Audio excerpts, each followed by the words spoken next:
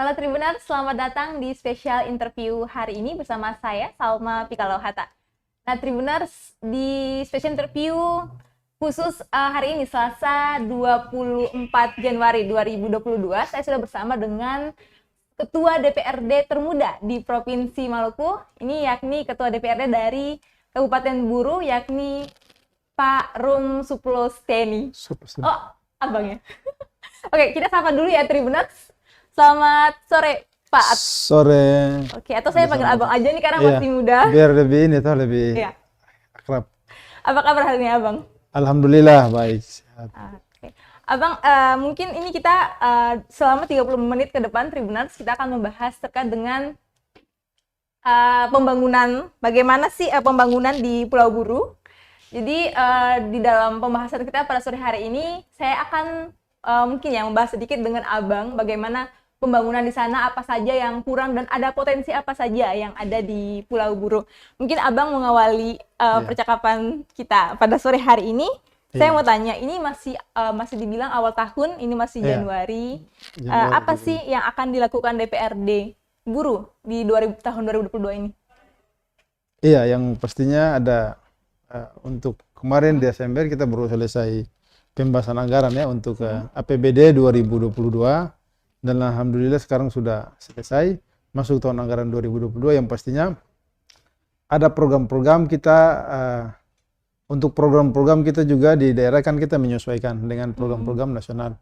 Ada program pemerintah pusat yaitu program pemberdayaan masyarakat karena pemulihan ekonomi. Itu tema nasional yang sekarang di daerah termasuk di kita di Kabupaten Buru juga melakukan program dalam rangka pemulihan ekonomi. Ada program-program pemberdayaan, ada program-program pekerjaan fisik lainnya, dan program-program pemulihan ekonomi lainnya. Oke, jadi karena sekarang masih pandemi. Ya, masih pandemi, jadi kita masih fokus di pemulihan ekonomi. Tapi juga ada program-program fisik juga, infrastruktur dan lain sebagainya yang sekarang lagi yang dibangun di tahun 2022. Tapi kan anggarannya kita untuk Kabupaten Buru juga untuk dana alokasi umum juga turun. Jadi sehingga dana transfer pemerintah pusat dia turun dan itu sangat berpengaruh terhadap belanja infrastruktur kita di Kabupaten Buru. Nah, ini sebelum mungkin bahas lebih lanjut terkait dengan infrastruktur ya, Abang. Ini banyak orang yang bilang begini, kok Kabupaten Buru begitu-begitu saja sih? Tanggapan Abang gimana terkait dengan perkataan itu? Iya. Kalau dibilang Kabupaten Buru begitu-begitu saja, tidak juga karena sekarang kan ada, kalau kita mau lihat ya dari pemerintahan sampai sudah kurang lebih hampir dari 2017 pemerintahan lanjutan ya Pak Ramli dengan Pak Mus, ada progres-progres pembangunan. Sekarang di Buru juga, sekarang contoh kita di Buru banyak pasar-pasar waralaba seperti Alfamidi itu kan sekarang juga masuk. Alfamidi kalau masuk di suatu daerah berarti daerah itu punya aktivitas atau pertumbuhan ekonomi atau pendapatan per kapita masyarakat kan bagus sehingga dia masuk. Itu salah satu indikator pemulihan ekonomi, banyaknya aktivitas ekonomi di masyarakat itu salah satu indikator keberhasilan kesejahteraan masyarakat di satu daerah Kabupaten Buru. Nah ini kalau kita mau melihat ke belakang nih Bang, 2018 itu Kabupaten Buru dihapus dari kabupaten tertinggal. Jadi sekarang di Maluku kan tersisa 6 saja nih, Kabupaten Buru tidak termasuk. Itu waktu itu kan Bupati Buru Ramli Masugi sempat mengatakan kalau kita akan fokus nih ke wisatanya Pulau Buru, Kabupaten Buru. Nah itu gimana nih sampai sekarang 2018? Memang sampai dengan sekarang memang progresnya juga untuk wisata belum terlalu bagus kalau kita lihat karena potensi sumber-sumber PAD dari pariwisata juga masih belum terlalu bagus untuk meningkatkan PAD kita, terutama pendapatan asli daerah Kabupaten Buru.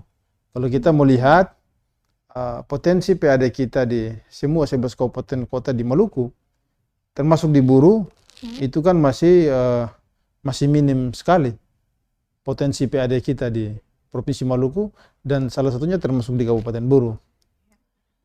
Jadi sebenarnya itu jadi persoalan yang paling mendasar yang dihadapi Kabupaten Buru saat ini. Ya, itu salah satu salah satu variabel yang menentukan belanja kita terhadap pembangunan. Salah satunya kan masih minim pendapatan asli daerah kita.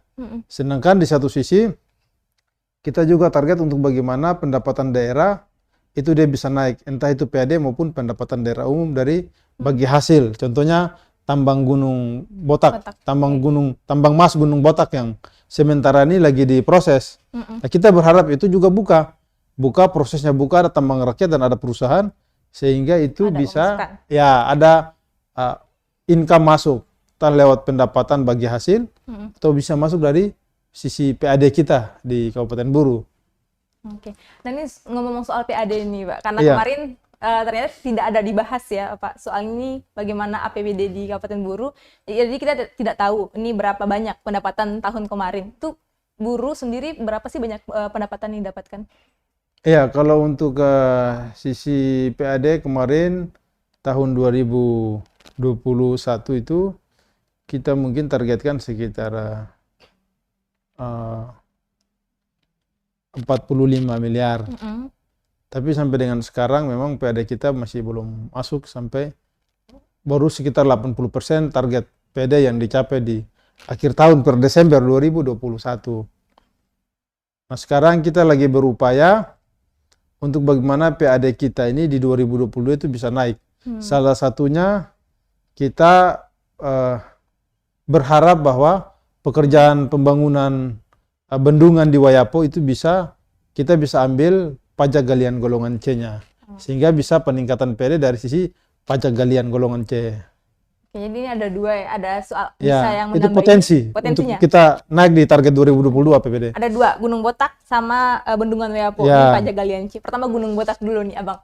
Kalau soal Gunung Botak ini sudah di kabarnya pemerintah Kabupaten Buru sudah memberikan usulan ke pemerintah biar ini dilegalkan. Perkembangannya sekarang gimana? Iya, masih dalam proses pengusulan oleh pemerintah daerah, dalam hal ini Pak Bupati Buru, Pak Ramli Umasugi, sudah mengusulkan kepada kementerian terkait, SDM maupun lingkungan hidup, LH, dan mungkin lewat pemerintah provinsi juga.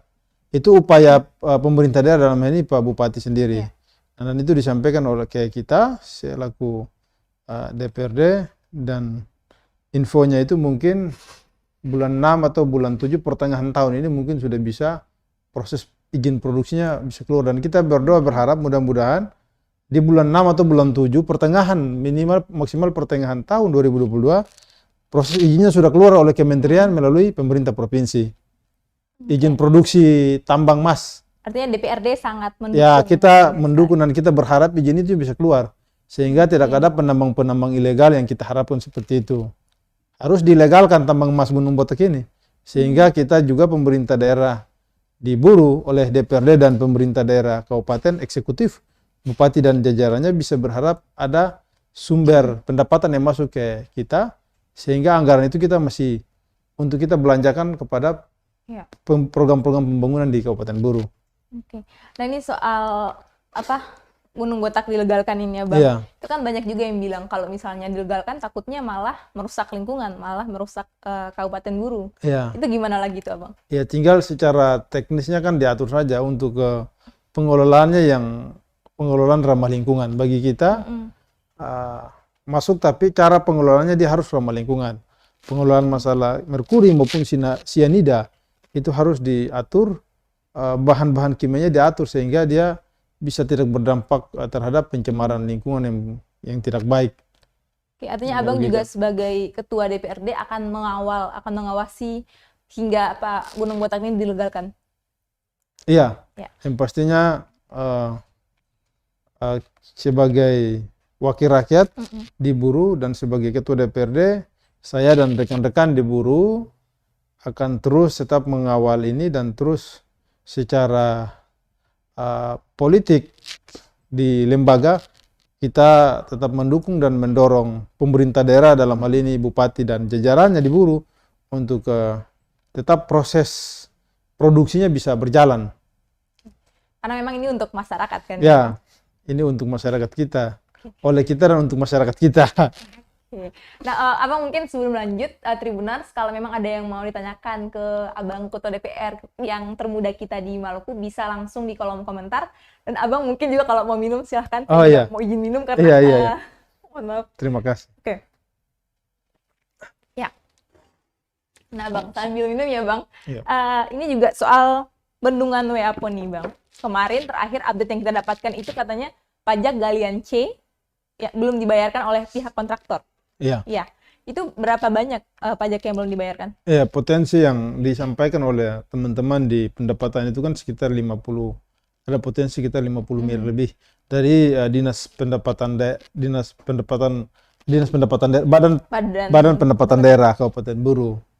Tapi kan secara teknis kita belum juga bisa memastikan itu karena kontrak pekerjaannya kan kita juga belum lihat.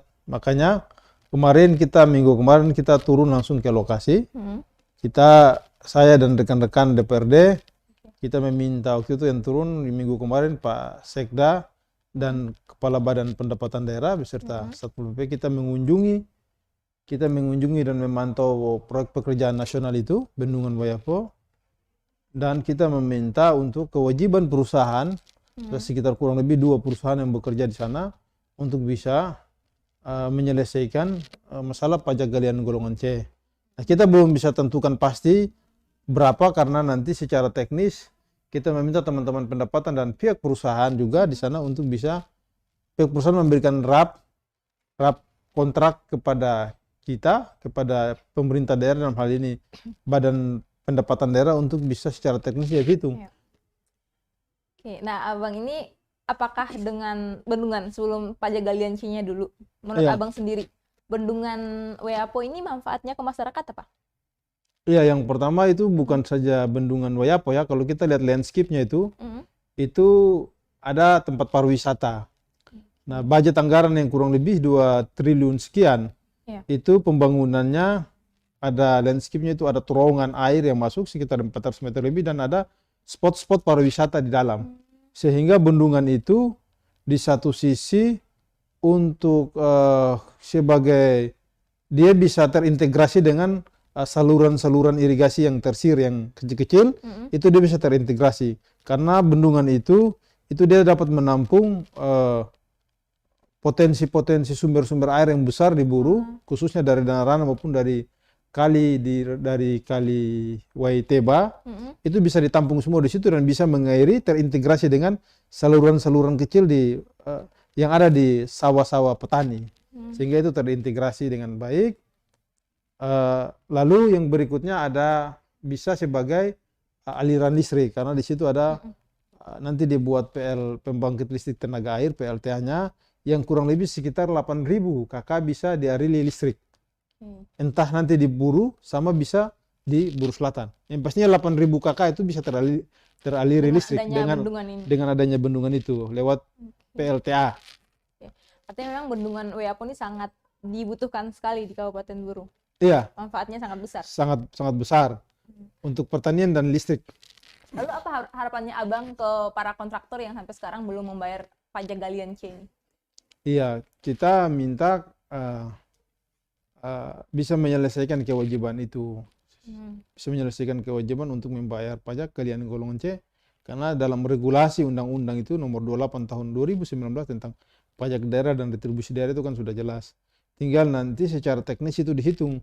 Makanya sampai sekarang oleh kemarin yang kita ketemu itu dengan PPK Balai, PPK Bendungan Weapo dan pihak perusahaan tapi yang diwakili. Jadi mereka juga belum bisa memberikan kontrak bagi kita, kontrak kerja perusahaan, karena nanti dihitung dari situ berapa yang harus dibayarkan dari hitungan pengangkatan material yang ada di situ. Jadi yang kemarin 50 miliar.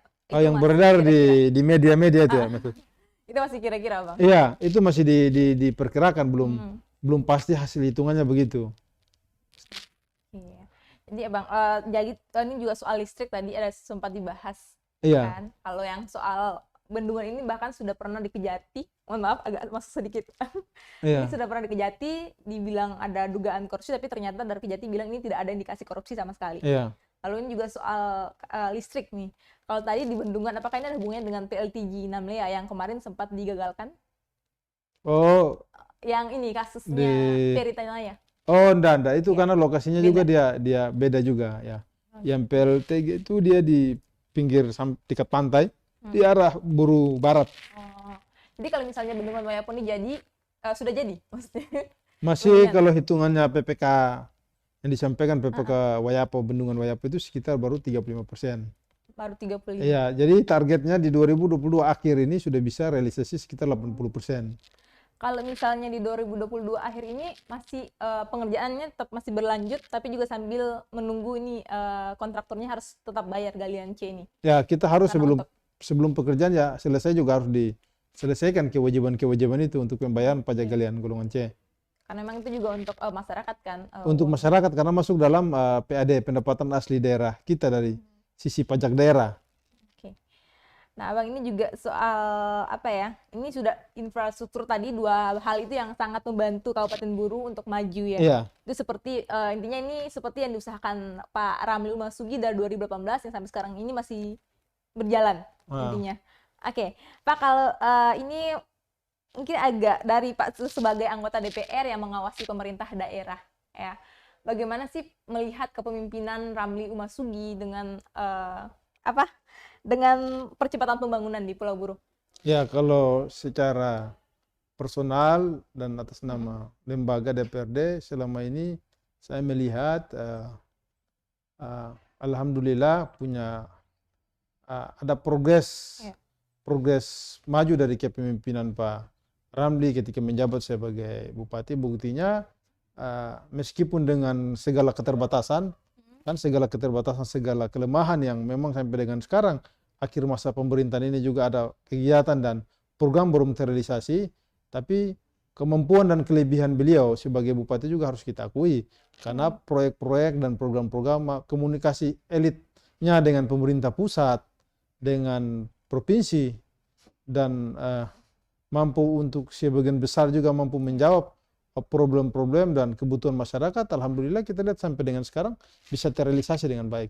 Buktinya saja kita di kota hampir sebagian besar pekerjaan infrastruktur di kota Namlea, khususnya hot mix jalan lewat dana DAK, itu kan hampir sebagian besar sudah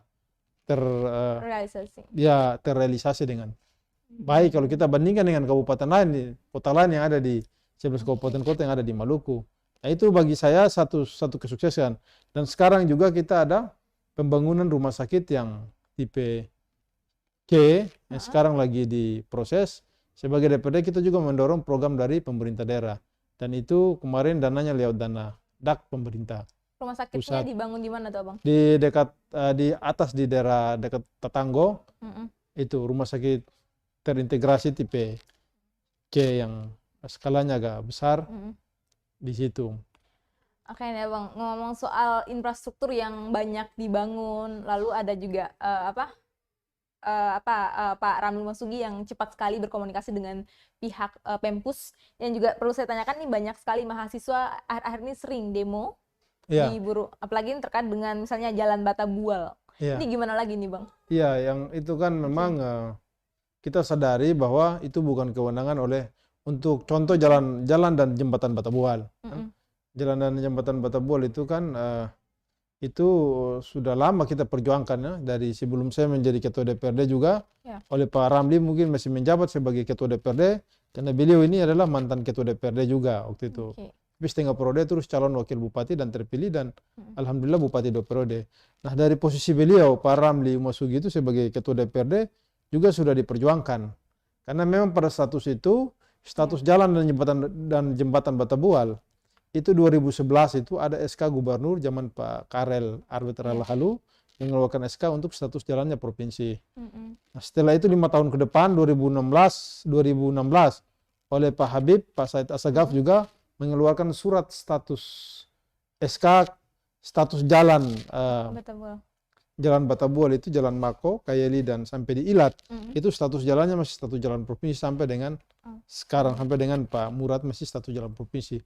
Olehnya itu perjuangan ini memang agak sedikit susah kita di daerah kabupaten karena dengan kondisi APBD yang terbatas, lalu status jalannya itu Juga bukan milik status jalan kabupaten, status jalan provinsi, sehingga oleh kita pemerintah daerah kita mau perjuangkan, kita mau realisasi pun lewat APBD kabupaten itu susah, nggak bisa karena status jalannya provinsi. Nah, tapi sebagian teman-teman kan ya Allah wala mungkin mereka merasa bahwa status jalan itu status jalan kabupaten, tapi padahal itu bukan. Status jalan Atau dan mungkin jembatannya karena mereka provinsi. pikir ini jalannya di Buru, jadi ini memang kewenangannya pemerintah Buru. Ya, Gitu. padahal status jalannya untuk jalan dan jembatan yang akhir-akhir ini pernah sempat ada insiden aksi dari mahasiswa itu status jalannya provinsi. Kita sampai kapanpun Pemda dan DPRD selama status jalan itu belum beralih ke status kabupaten, itu pemerintah daerah kabupaten, DPRD dan pemerintah daerah dalam hal ini bupati dan jajarannya tidak bisa berbuat apa-apa karena status jalannya itu masih satu jalan provinsi. Nah, kita yang bisa perjuangkan kemarin alhamdulillah PLN mungkin di Februari sudah 24 jam. Dari 6 jam kita perjuangkan sudah 1 unit mesin lagi masuk di PLN Batu Jungku. Dan sampai sekarang memang PLN Batu Jungku khususnya di daerah Semenanjung Batabual itu yang paling masalah yang paling krusial itu masalah jalan dan jembatan dan masalah kelistrikan. Nah, sekarang baru 6 jam tapi oleh saya dan teman-teman kita perjuangkan alhamdulillah ada hasil yang memuaskan karena rencana Februari itu ada MOU dan peresmian 21 kali 24 jam operasi PLN di Batabual di Desa Batu Jungku. Mungkin pertengahan Februari insya Allah kita akan sama-sama dengan PLN area Ambon bisa kita turun di sana PLN Namlea, manajer Namlea mungkin kita sama-sama untuk meresmikan 24 jam PLN di Batabual. Itu yang daerah kita bisa, kabupaten kita bisa perjuangkan. Jadi itu alasannya Abang mungkin ya tanya ke Ambon Ya. hari ini 3 hari ini. Iya, salah Terkait satunya. dengan PLN. Iya, Oke. salah satunya ya itu juga bagian daripada koordinasi saya. Koordinasi saya sebagai pimpinan DPR dan saya punya wilayah dapil juga kan di Batabual. Sehingga itu bagian juga dari agenda koordinasi saya. Oke. Nah, ini Abang ada Iya. beberapa pertanyaan dari Tribuners, lumayan ramai. Oke. Yang Tribuners jadi tadi sudah seperti penjelasannya Abang Rum tadi, itu kalau memang untuk Jalan Batabual itu sendiri sebenarnya tuh apa ya? Untuk yang pegang yang harus perbaiki itu sebenarnya bukan dari pemerintahan Kabupaten Buru tapi dari pemerintah provinsi. Itu kenapa sampai sekarang belum juga perbaiki sampai dengan sekarang. Nah, Tribuners juga ini oke, langsung aja Kak. Oke, jadi ini ada pertanyaan dari para Tribuners. Terima kasih sudah bertanya dan masih menyaksikan special interview sore hari ini. Oke, kakak dapat bertanya. Ini ada yang bertanya, Ade Onong. Kakak dapat bertanya boleh, bisa langsung ditulis di kolom pertanyaan. Tapi ini pertanyaannya yang mana? Bisa.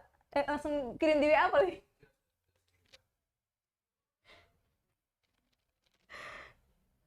Oke. Oh ini dari.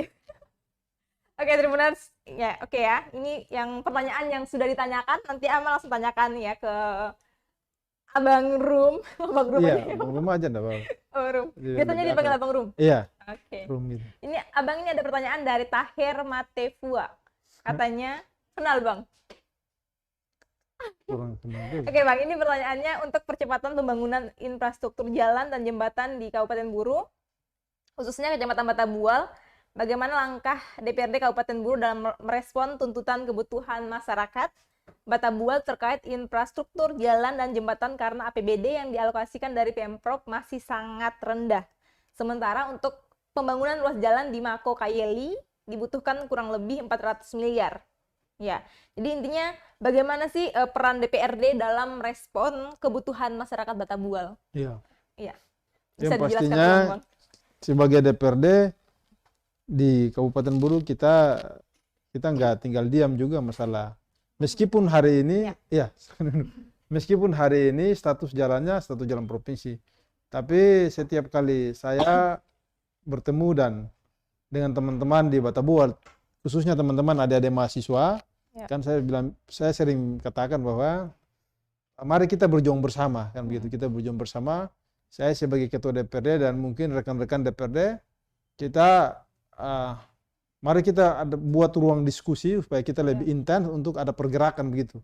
Ada pergerakan bukan saja ini didorong oleh stakeholder. Stakeholder, kita bicara stakeholder ini kan banyak. Bukan saja DPRD atau bupati atau dinas terkait, atau dinas PU. Tapi seluruh stakeholder ini bisa saja dari kalangan aktivis mahasiswa. Apalagi ada mahasiswa Batabol ini kan banyak juga sekolahnya, kuliahnya di Ambon atau kuliahnya di Buru maupun kuliahnya di daerah-daerah Jawa.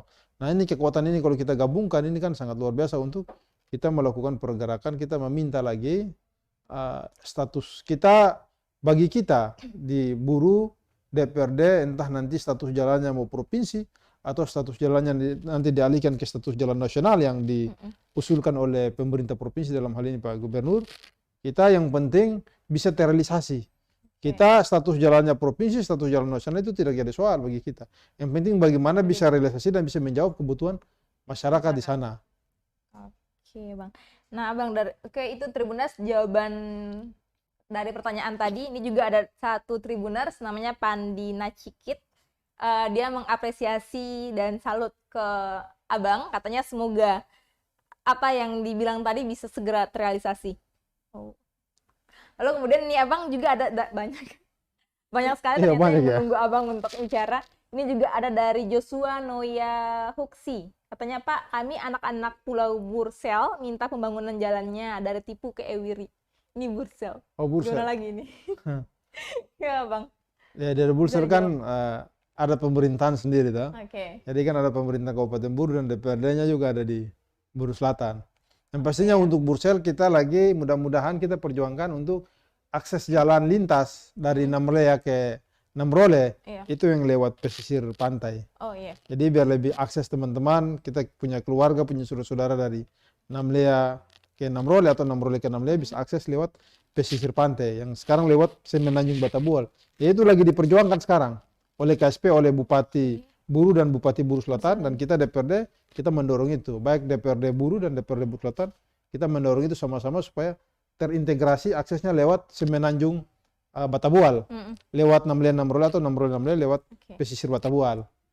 Sebenarnya Abang Salma belum pernah ke Namlea, jadi sebenarnya belum tahu jalannya gimana. Tapi semoga ya Abang pengawalan juga jalan ini, harapannya masyarakat Buru dan Buru Selatan ini bisa segera terrealisasi biar memudahkan akses jalan.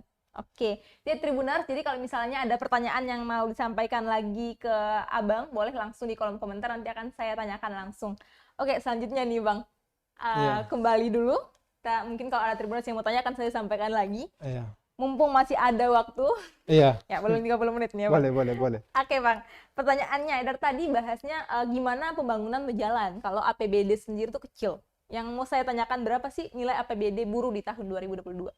Kemarin kita putuskan sekitar 880 miliar sekian. 860 miliar sekian lah. Kisaran itu. 860 miliar. Nah, itu dengan APBD 860 miliar sekian itu, apakah memang itu fokus saja untuk penanganan pandemi atau memang apa yang akan diusahakan DPRD menjadikan Bu Polo supaya ada pemerataan pembangunan? Iya, 800 itu kan banyak, belanjanya kan banyak, bukan saja program yang bersentuhan dengan masyarakat atau program-program pemulihan, tapi kan di dalam itu juga ada belanja-belanja pegawai di dalam. Jadi gaji ASN maupun intensif ASN itu di situ. Gaji DPRD gaji juga? DPRD juga di situ di dalam pendapatan 800 miliar sekian, 890. Dan ngomong berapa nih gaji DPRD Pak? Di Buru? Aduh, itu nanti aja lah. Nanti aja. Oke Pak, kalau misalnya Abang, kalau dari dana 800 miliar sekian itu, apa yang diusulkan DPRD biar supaya untuk pembangunan di Buru? Iya, ada namanya POKIR, pokok pikiran DPRD, itu kan di undang-undang, dalam aturan juga kan ada. Nah POKIR itu biasanya itu hak DPRD sesuai dengan undang-undang untuk mengusulkan program. Nah makanya untuk POKIR itu teman-teman betul-betul manfaatkan untuk bisa dari hasil pertemuan dengan masyarakat atau lewat musrembang atau hasil reses itu nanti bisa itu biasanya sering memunculkan POKIR, karena POKIR itu nanti kita paripurnakan biasanya di DPRD. Kita paripurnakan kita reses atau kita pertemuan monitoring dengan masyarakat, kita serap aspirasi masyarakat, kita usulkan dalam pokir. Tapi pokir semua sekarang kita tertujunya pada program pemulihan ekonomi sesuai dengan tema nasional pemerintah pusat.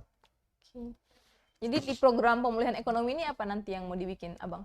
Ya, pemulihan ekonomi ada program-program pemberdayaan, program bantuan dana atau bantuan untuk kelompok-kelompok, program-program program-program untuk bantuan kepada kelompok-kelompok pekerja untuk membantu untuk meningkatkan pendapatan mereka, paling tidak memberi bantuan stimulus modal. Jadi memang betul-betul fokus dulu pemulihan ekonomi nasional. Ya, lebih banyak instruksi Jokowi. Iya. Nah, Abang, ini juga masih ada pertanyaan lagi ternyata dari Tribuners. Oh ya, Tribuners, biasa. Luar biasa sekali Tribuners, sore ini banyak sekali pertanyaan ke Abang, Ketua DPRD kita yang termuda. Nah, ini ada dari Bahta Gibrihi Sangaji, katanya luar biasa nih Pak Ketua DPRD dalam memperjuangkan aspirasi masyarakat Kabupaten Buru. Orang muda. Lalu ada juga dari AWN nih, Abang katanya Pak Ketua DPRD yang terhormat tolong diperhatikan Desa Nafrua. Kaitannya jalan dan beberapa jembatan karena menuju Desa Nafrua itu ada beberapa sungai yang sudah dilewati oleh roda 4 dan roda 2. Katanya minta perhatian Iya. Desa Nafrua itu Desa di Nafrua dia agak jauh memang kita akui. Dia agak jauh sekitar kurang lebih kalau Desa Nafrua itu dari Mesayang saja itu kurang lebih sekitar 7-8 kilo. Memang jauh di arah mau ke selatan. Buru Selatan, jauh memang. Dan ya nanti kita coba upayakan untuk mungkin saya tambah ya Tribuners, ini Abang kemarin juga ada berita di Buru, ada di warga tidak salah kemarin itu ada mereka terpaksa bangun dengan swadaya sendiri, bikin jembatan penghubung, kumpul uang seadanya karena katanya kalau tunggu bantuan dari pemerintah lama. Oh, Wailo Waitina. Itu gimana lagi, Bang? Iya, sebenarnya kita sudah anggarkan. Kemarin di APBD 2022, cuman ini kita miskomunikasi. Untuk anggaran itu kita sudah titip di Dinas PU Kabupaten untuk pekerjaan rehab jembatan itu kan cuma rehab-rehab kayu. Jadi kan sudah anggarannya kita sudah titip. Tapi berhubung oleh teman-teman di Desa Waitina dan Welo itu kan mungkin mereka merasa bahwa sudah tidak layak betul. Makanya mereka sudah antisipasi untuk kerja. Memang oleh pemerintah, oleh Dinas PU memang belum ini karena memang sampai dengan sekarang kan APBD kita masih proses dalam evaluasi sehingga kalau pihak ketiga rekanan pun mau kerja pun kan mesti harus menunggu, harus ada DIPA baru bisa dikerjakan karena ini bukan anggaran pribadi jadi anggaran negara, anggaran daerah sehingga ada mekanismenya dan ada aturan yang harus kita pakai. Tapi anggarannya kita sudah usulkan untuk anggaran daerah Wailo dan Waitina. Oke, jadi begitu Tribuners, jadi ini memang akan diusahakan ya oleh DPRD Buru untuk menyampaikan semua aspirasi kalian, apalagi terkait dengan infrastruktur, tapi juga ini masih melihat ketersediaan dan ketercukupannya APBD. Iya. Oke. Tapi Abang kalau mau dibilang dari awal kita ngobrol, ini sudah hampir setengah jam, dari setiap kasus yang saya sampaikan atau yang saya bilang ke Abang, bukan hampir lagi, tapi semuanya itu Abang tahu. Iya. Jadi memang Abang sangat tahu sekali kondisi di Pulau Buru. Abang sering bertemu dengan masyarakat. Ya, alhamdulillah kita sering turun terus kan di masyarakat sampai kan 2014, 2019 juga keterpilihan saya kan juga cukup luar biasa. Dari teman-teman saya yang paling pertama dengan suara terpilih banyak karena memang saya banyak sering sering ngopi dengan teman-teman di masyarakat di Dapil khususnya sering ngopi tapi punya tujuan untuk mencari informasi terkait dengan permasalahan yang ada sehingga hampir sebagian yang disampaikan oleh Ade Salma tadi saya hampir sebagian besar tahu masalahnya. Nah, jadi gitu ya karena memang Abang juga sangat sering turun sekali ya ke masyarakat. Ya, tidak setiap minggu tapi ya sering-sering lah. Nah ini Abang juga ada dari Tribuners, ini namanya lagi ya Bang ya. Bung Yako Wakolo Bupolo. Katanya luar biasa, Ketua DPRD Kabupaten Buru, semoga dapat memperhatikan juga jalan lintas Lamahang, Danau Rana, karena jalan merupakan akses bagi masyarakat daerah pedalaman Danau Rana. Iya. Oke. Oke ya, jadi Tribuners itu sudah diiyakan ya Ketua DPRD, abang kita. Semoga ya bisa dikawal terus nih. Amin, mudah-mudahan. Ya, banyak ya abang ini yang dikeluhkan semua rata-rata soal jalan dan jembatan. Oh, soal jalan dan jembatan ya. Karena memang masalahnya banyak itu. Ya, jalan dan jembatan. Tapi kita oleh pemerintah daerah mudah-mudahan di tahun 2023 realisasinya bisa terwujud. Karena kita ada dapat bantuan hibah jalan hot mix oleh pemerintah pusat. Mudah-mudahan 2023 itu semua bisa terrealisasi. Ada kurang lebih sekitar 800 kilo. Itu yang disampaikan oleh teman-teman pemerintah daerah Kabupaten Buru, bahwa itu ada dana hibah dari pemerintah pusat. Mudah-mudahan kita berharap 2023 bisa terrealisasi, lalu akses-akses jalan yang belum terhubung, yang masih belum ada hot mix atau jalan lapen, kita bisa realisasi dengan memakai bantuan hibah jalan yang oleh pemerintah, diberikan oleh pemerintah pusat. Oke, Bang. Jadi begitu ya Tribuners, kita doakan saja semoga 2023 juga semoga corona ini bisa segera berakhir, biar dana-dana itu memang fokus ke infrastruktur, lalu ke pembangunan daerah. Nah, abang ini adalah salah satu ketua DPRD yang paling muda di Maluku. Lalu tadi abang juga bilang abang ini juga punya suara yang paling banyak ketika pemilihan kemarin. Iya, 2014 dan 2019. Oke, lalu juga tadi abang sempat bilang Pak Ramli Umasugi ini, Pak Ramli ini dia jadi ketua DPRD cuma setengah periode, lalu kemudian dia menjadi bupati 2 periode. Wakil bupati. Wakil bupati dulu. 1 periode. Baru bupati 2 periode. Nah, kalau abang sendiri nih abang, apakah abang tertarik nanti maju sebagai calon bupati Buru? Iya, kita kan Lihat dulu. Sebagai politisi ya, kita kan nanti kan mengukur diri dulu lah. Kan kita mengukur diri, belum ada punya impian dan ambisi besar sampai ke situ. Saya masih fokus untuk menunaikan tugas-tugas saya, kapasitas saya sebagai ketua DPRD. Itu yang paling penting bagi saya, menunaikan saya punya tugas dan kapasitas sebagai ketua DPRD dulu. Masalah sampai nanti di 2024 itu kan masalah urusan rakyat, urusan pilihan dari rakyat, urusan pilihan dari publik.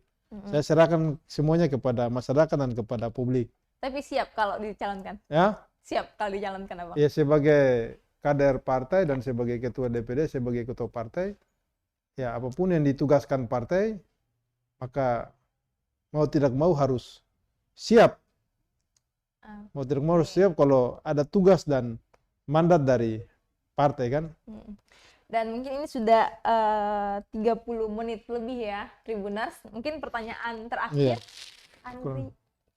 Oke, mungkin pertanyaan terakhir ya Bang. Ini agak keluar dari tema. Iya. Oke, Abang dari fraksi Partai Golkar, Bang. Ini 2024 tadi KPU sudah resmi menetapkan pemilu 2024 itu di bulan Februari. Sudah resmi. Abang gimana kesiapan Golkar untuk bertarung di pilkada nanti? Apalagi ini bisa melihat Bupati Ramli Umasugi bulan Mei nanti masa jabatannya juga sudah selesai. Nanti gimana nih Bang persiapan dari Golkar? Iya, sebagai partai pemenang pemilu di 2002, partai pemenang pemilu di Kabupaten Buru, dan berturut-turut selama zamannya Pak Husni sampai Pak Ramli, kita Golkar khususnya kita di Buru DPD 2 kita siap juga untuk menyongsong pemilu di 2024. Ada kader-kader kita juga yang kader-kader dan pengurus Partai Golkar yang punya kemampuan juga untuk siap kita jual, yang memang punya nilai dan elektabilitas yang cukup bagus di kalangan masyarakat di Buru. Oke, jadi itu ya jawabannya ya Bang ya? Iya. Oke Tribuners, jadi ini sudah 30 menit pembicaraan kita terkait dengan pembangunan di Pulau Buru hari ini. Terakhir mungkin Abang bisa kasih closing statement dulu ke Tribuners kita yang sementara sedang menatap layar monitor. Oh iya. Closing statement aja Bang. Oh, untuk Tribuners. Iya. Iya. Yang pastinya sebagai seorang pemimpin itu harus tetap rajin bekerja, Seorang pemimpin itu harus juga banyak mendengar keluhan dan aspirasi dari publik dan harus banyak turun untuk melihat keluhan-keluhan masyarakat dan punya komitmen dan punya visi dan misi yang kuat untuk bisa memperjuangkan seluruh kepentingan dan masalah atau aspirasi daerah maupun aspirasi di masyarakat. Oke, ya. Jadi Tribuners wakil rakyat dipilih dengan anggaran yang besar, melibatkan jutaan rakyat. Anggota DPR seharusnya berpikir untuk kepentingan rakyat. Saya Salma Pikalohata dan terima kasih Abang Rum sudah hadir di special interview pada Sama-sama, sore terima hari kasih. ini. Terima kasih juga Tribuners Salam, sudah menyaksikan Tribuners. Sampai jumpa dan amato. Terima kasih sudah nonton. Jangan lupa like, subscribe, dan share ya.